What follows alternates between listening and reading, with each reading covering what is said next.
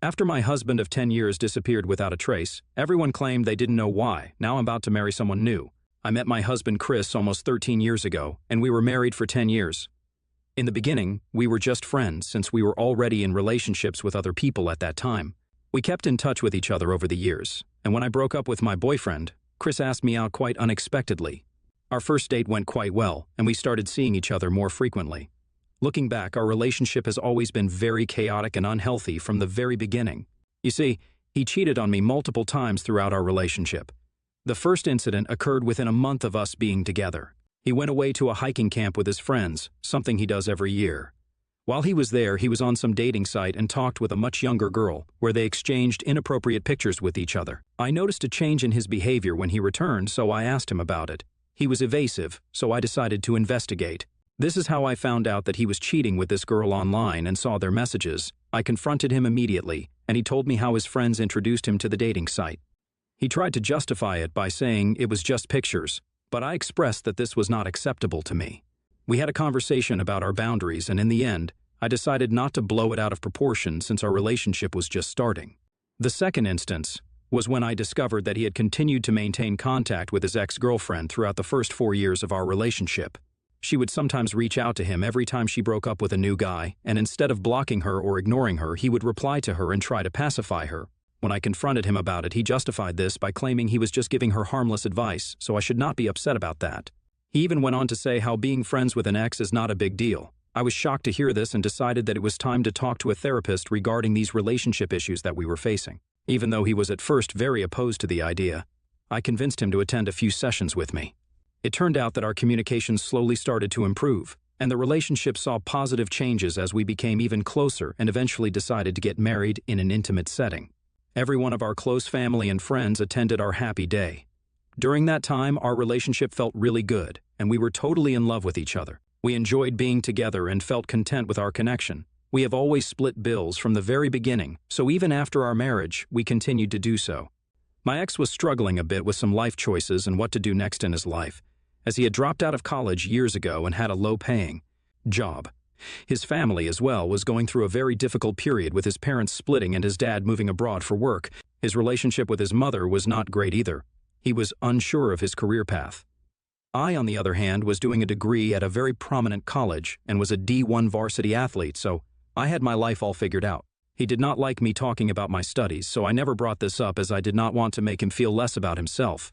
Every day after college, I would go for my part-time job so I could pay my expenses around the house. Unfortunately, one day, out of nowhere, I started having some pain around my arm and my chest area during training and went in for a full-body workup just in case. It turns out that there was a tear in my arms, which needed to have an operation. I remember sitting, feeling dejected hearing this, thinking about how I was going to miss practice for a couple of weeks. But this wasn't even the worst news. My doctor checked my blood work and told me that there was some abnormality there. Upon closer inspection, they found a tumor in my breast. It was cancerous, but it was stage 2. I started crying and shaking hearing this and called Chris to come to the hospital. The doctor assured us that I was still going to be okay as they had caught it early on. The revelation of my cancer diagnosis marked the beginning of a tumultuous chapter in our lives. In the beginning, my husband was extremely supportive. He spent hours and hours researching my treatments and the best surgeons to debulk the tumor. We found a great surgeon in Pittsburgh, so we scheduled an appointment with him. Meeting this doctor wasn't easy, but this was the best decision of my life, as he was quite experienced. He told me from the very beginning the risks of the surgery, and that he may have to cut out some fat from my breast. My husband and I both didn't care as long as I was going to be okay. I went into surgery, and the doctor spent 18 hours taking out the tumor from my breast. It was a successful surgery, and I remember my husband crying into my arms in joy. Our happiness was short-lived as 3 weeks later during our weekly test we found the cancer returning. I collapsed in shock as I thought that we had it under control. My husband was proactive and spent countless hours with the doctor, talking to him, coming up with a game plan for my recovery. The treatment journey was arduous, filled with the harsh realities of chemotherapy, surgery, and the emotional toll of facing mortality. The toxic substances coursing through my veins were difficult to live with. During treatments, my husband and I found solace in the simplicity of companionship. Through the nausea, the hair loss, and the moments of despair, he stood by my side, offering solace and unwavering support. Our bonds deepened as we navigated the uncharted waters of sickness together. The surgery to remove the tumor again was a pivotal moment. I was clearly informed by the doctor that this time they would have to remove my entire breast. I told my doctor that I had been thinking about it and that I wanted to remove both of my breasts. My husband and the doctor were shocked to hear this. My husband started to convince me that the tumor was only in my left breast, so I didn't have to remove my right. But I knew that I never wanted to go through this ever again, in case the cancer spread to my right breast. As long as I had breasts, I knew that I would have to live with the fear that I might get this cancer back someday, and this terrified me. Obviously, I was angry and upset about it, but I knew that this was what I wanted. My husband was beyond upset, but this was not his decision to make. He tried to convince me several times before the surgery, but I stuck to my words. On the day I went in for surgery, my husband started to cry and begged me, saying that I didn't have to do this, but I told him that I needed to put myself first, so I was okay with my decision. Thankfully, the surgery went well.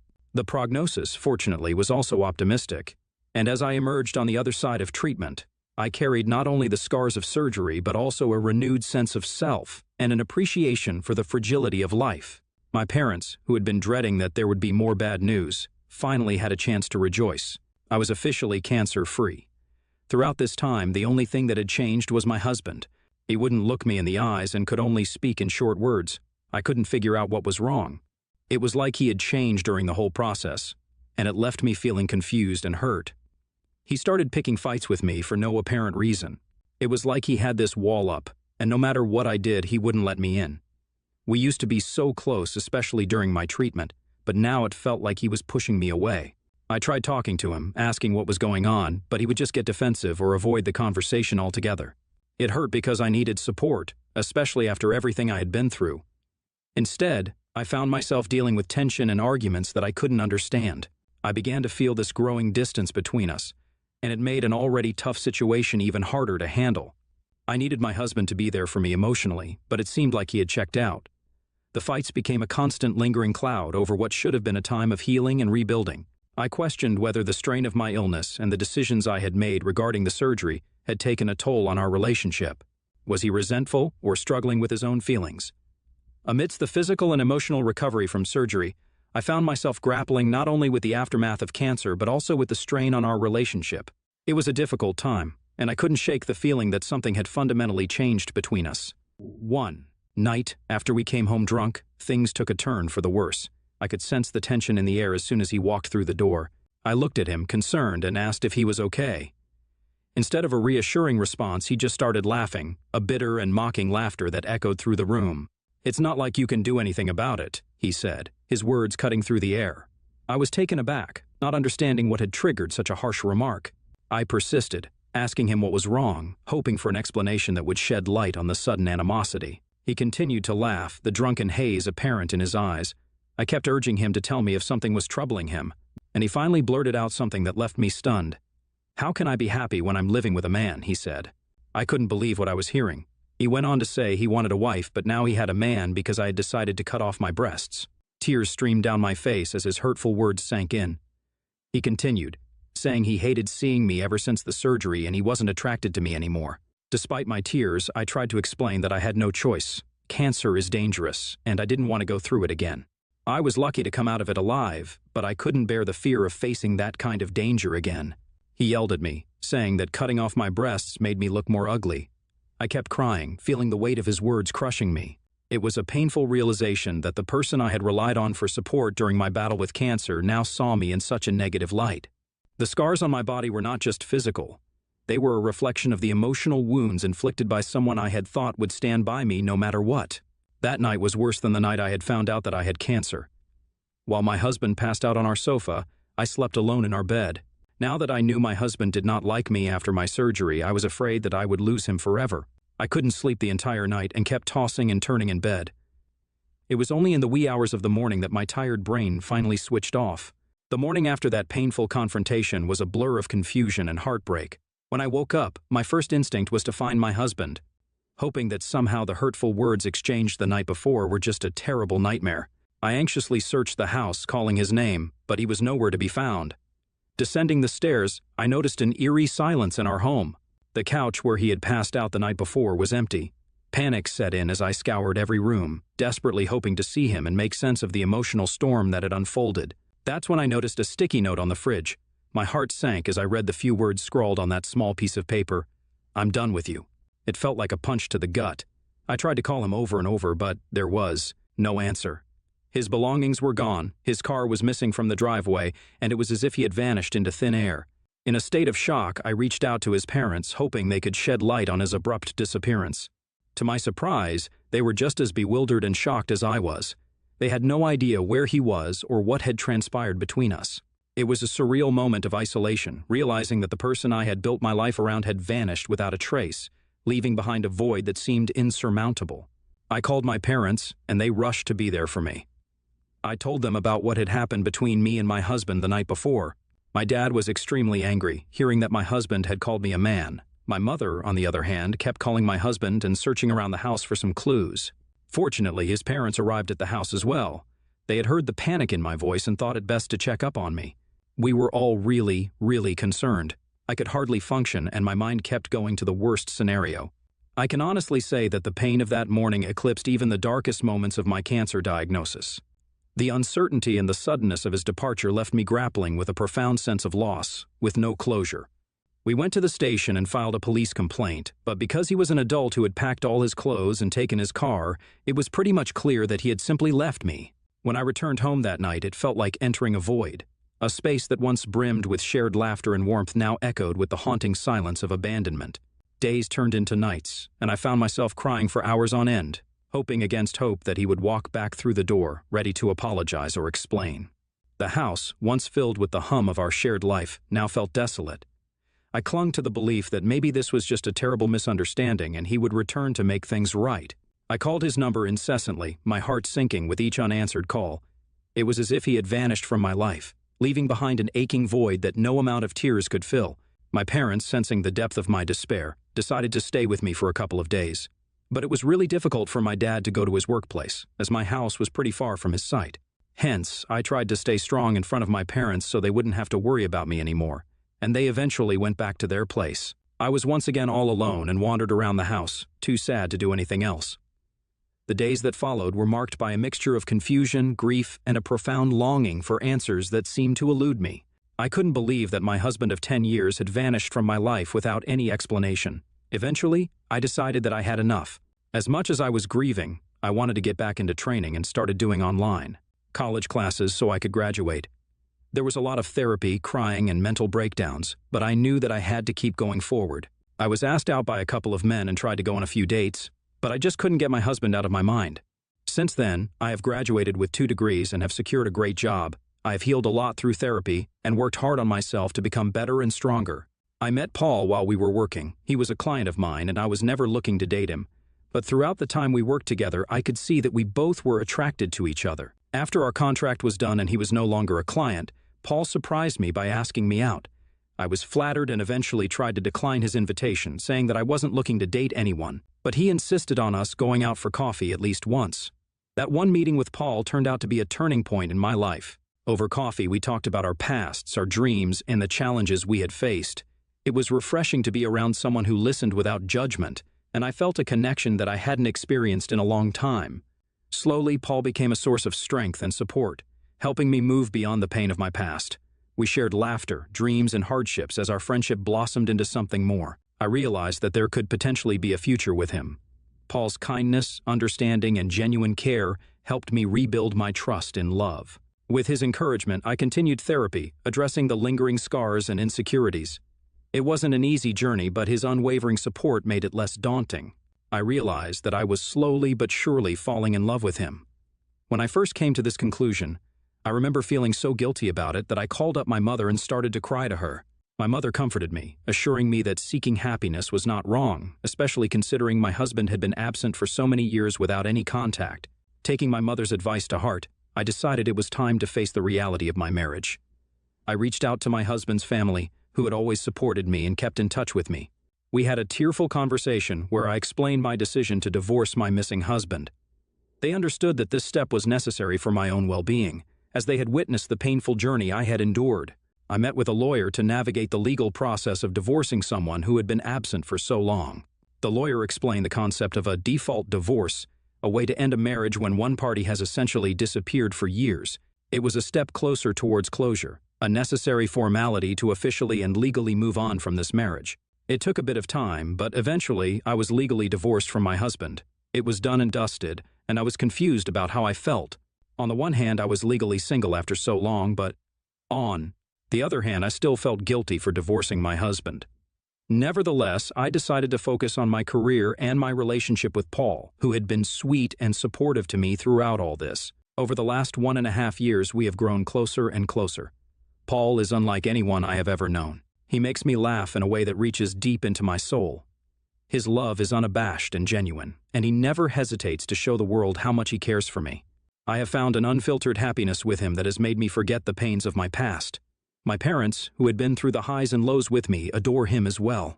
In Paul, I have discovered a partner who embraces me for who I am, scars and all. So when Paul decided to propose to me 3 months ago, I was over the moon with joy. It was a beautiful moment, one that felt like the perfect culmination of the love and support we had built together. As he got down on one knee, my heart raced with excitement, and the tears that welled up in my eyes were tears of happiness and gratitude. When I said yes, it felt like a declaration of not just love, but also of triumph over the challenges I had faced in the past. I couldn't wait to spend the rest of my life with Paul. With the engagement ring sparkling on my finger, I couldn't contain my excitement. I immediately called my parents to share the wonderful news. Their joy mirrored mine, and we celebrated the upcoming union with laughter and tears of happiness. Paul and I wasted no time in starting to plan our wedding, excited about the prospect of building a life together. The venue, the guest list, and the details of the ceremony became shared endeavors that strengthened our bond. Today is the day I'm about to get married to the man of my dreams. This is supposed to be a happy day. Here I am, sitting in the washroom and crying as I type this.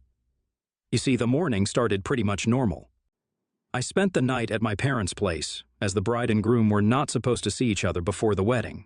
Me, my mom, and the rest of the bridesmaid squad got ready at the house and drove to the venue. While I was busy with photo shoots with my bridesmaids, I watched my ex-husband's mom enter the venue. She looked around and spotted me. I gave her a polite smile, and she waved back. She then walked towards my mother and started whispering something to her.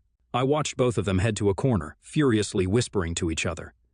10 minutes later, my mother approaches me in the middle of the photo shoot and tells me that she has something to tell me urgently. I looked at her, and I knew something was wrong. I excused myself in front of everyone with the pretense that I needed to go to my room and get a touch-up. My mother's face wore a solemn expression as she locked the door behind us. Immediately sensing something was amiss, I asked her if something had happened to Paul. My heart pounded with fear. She shook her head, and with a grave expression, she motioned for me to sit down. Taking a deep breath, I settled into a chair, my eyes fixed on my mother. I felt a knot of anxiety forming in my stomach as she began to speak. She told me that very morning, my ex-mother-in-law had received a call from my ex-husband, Chris. My eyes widened in shock as I struggled to comprehend the words she had uttered. My mother continued, saying that, apparently, Chris was alive and well, and he was currently living in Canada and had been concealing his whereabouts from everyone, including his parents. The revelation hit me like a physical blow.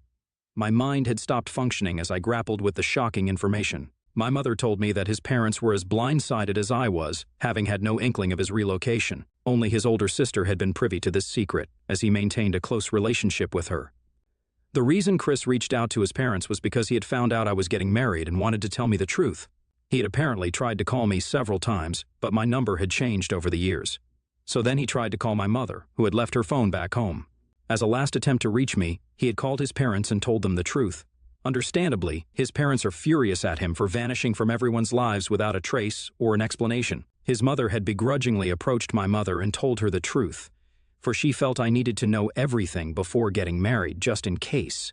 Hearing the news, I felt a lot of emotions, disbelief, anger, and a strange sense of relief that my ex-husband was alive. My legs are trembling, and I have since been crying while everyone is waiting for me so we can proceed with my wedding. I'm still confused as I'm writing this. I don't understand why Chris waited so long to tell me the truth. Why didn't he just divorce me and leave me like a normal person? All these questions are going on in my head when I should not even be thinking about my ex-husband on my wedding day. I would just like to know, am I the a-hole for getting married to another man and not having tried harder to find my ex-husband? Update 1. Thank you, everyone, for your hundreds and hundreds of comments. I guess pretty much everyone agrees that I'm not the a-hole here. Despite some of your speculations, I did go through with my marriage with Paul, obviously, as I was completely in love with him, and no one can stand in our way. Paul knows by now about Chris reaching out, and he is as perplexed as me. When I was writing this post last week, I was feeling a lot of emotions. Hence, in the heat of the moment, I was a bit confused and wanted to know if I did something wrong. I understand now, with a clearer mind after reading all your comments and talking to my family, that I don't have to spend another moment feeling guilty about Chris. I'm glad that I have moved on to a much healthier relationship with my now husband, Paul, and we are very happy. Update 2. It's been a month since my last update. I had not contacted Chris in any way, but out of nowhere, he ended up sending me an email talking about why he left and trying to justify himself. This is what he wrote. I want to start by saying that I owe you a sincere apology for disappearing from your life without any explanation or closure. Over the past 10 years, I've grappled with my decision and its impact on you. I want you to know that it wasn't an easy choice to leave you. I couldn't accept who you had become after your surgery, and I tried my best to stay. I never meant to hurt you, and I've since regretted my decision, but I was too embarrassed to come back and beg for forgiveness. I sincerely hope that life has treated you well in all these years. You deserve nothing but happiness, and I hope that you found it, especially in your second marriage. I understand if you harbor resentment or anger towards me. I would love the opportunity to talk further to provide the closure you rightfully deserve. Please feel free to respond when you're ready. I'm here and willing to listen. Wishing you peace and happiness. Chris. When I received Chris's email, a mix of emotions washed over me. I felt a sense of disbelief and anger at his audacity to reach out after so many years. Uncertain about how to process this unexpected communication, I decided to share it with Paul. We read the email together, acknowledging that it was extremely odd for Chris to write this email to me. Even though I have chosen to not engage with him, we both agreed that engaging with Chris would not serve any positive purpose in my life. So I did not reply back and simply blocked his email address. I have also talked to my parents about it, and they understand my stance with this decision. I have found a renewed sense of closure from my past. Update 3. It's been 5 months since my last update, and life has been on a positive trajectory. Since blocking Chris, there's been no attempt at contact, allowing me to focus on the wonderful developments in my life. Recently, I discovered that I'm pregnant, and I couldn't be happier to share this joyful news. I can't wait to be a mother and meet my baby soon. The anticipation of this moment has been a long time coming, and Paul shares in the excitement. I wanted to share this happy update with everyone in case any of you were still looking for an update. The unexpected joy found in Paul's company has shown me that life has a way of surprising us with new beginnings, even when we least expect it. Everyone deserves to find this kind of happiness one day.